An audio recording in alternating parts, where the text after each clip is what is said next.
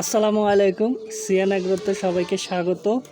তো হাঁসের বাচ্চাটি দেখতেই পাচ্ছেন। তো আমি মেশিনে 40 পিস হাঁসের ডিম দিয়েছিলাম। তো 40 পিস হাঁসের ডিমের দাম 800 টাকা। একটি হাঁসের ডিম 20 টাকা করে। কারেন্ট বিল খরচ হয়েছে 100 টাকা, মোট 900 টাকা।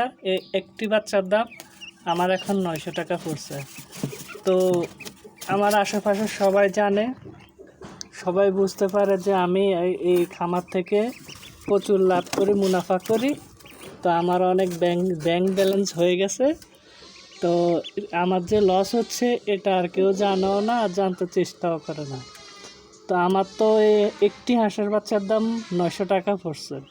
তো এই হাঁসটা বড় হবে, আমি খাওয়াবো, যদি বাঁচে তাহলে কয় টাকায় বিক্রি করব, আর আমি এই টাকাটা তুলবই কিভাবে, সেটাই আপনাদেরকে বললাম। তো ধন্যবাদ সবাইকে আমার ভিডিওটি দেখার জন্য।